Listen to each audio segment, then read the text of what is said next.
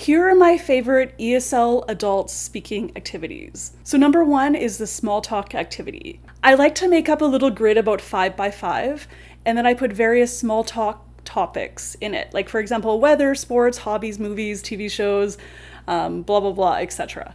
And then I put students into pairs, and one pair plays against another pair. So the first pair will choose a small talk topic, and then they have to talk about that topic for 1 minute without stopping. If they can do that, they put a little X over their square.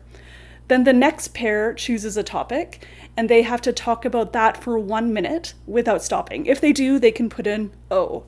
So basically, the team wants to get 3 X's or 3 O's in a row. Whoever can do that first is the winner. The second idea I have for adult speaking activities is role plays. Role plays are so great for building confidence, especially for beginner students. So I like to tailor it kind of to whatever needs my students have. So for example, maybe like ordering food at a restaurant or going to the doctor, going through immigration at the airport. And then we kind of just take turns doing role plays together with a partner. The next idea I have is for higher level students. So it's just a minute.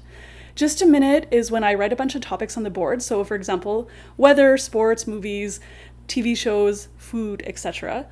And then I put students into groups of 4. I scrunch up a ball of paper and a student throws it at the board and it hits one of the topics, for example, food.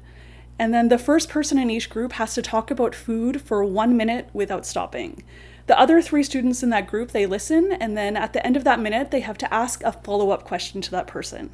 I erase that topic, and then we choose a new topic, and the second person in each group has to talk about sports for 1 minute, and then the people have to ask a follow-up question. Can you continue on until the third and the fourth person have gone? All right, the next idea is kind of for intermediate or advanced level students. So I get students to write down on a piece of paper 3 things that they're an expert in.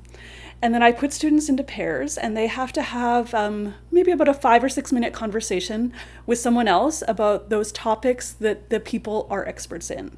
I like to do this because people like talking about themselves, and they like talking about topics that they know a lot about. This kind of just helps get the conversation ball rolling.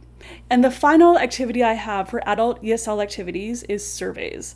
So surveys are one of my favorite activities because they get students up out of their seat and moving around the classroom and using all 4 skills.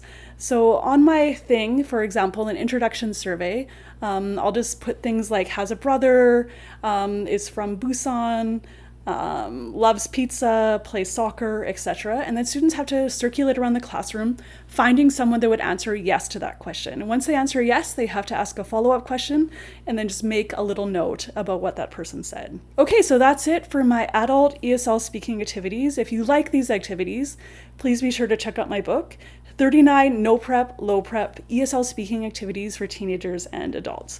And please hit like, subscribe, and I'll catch you next time.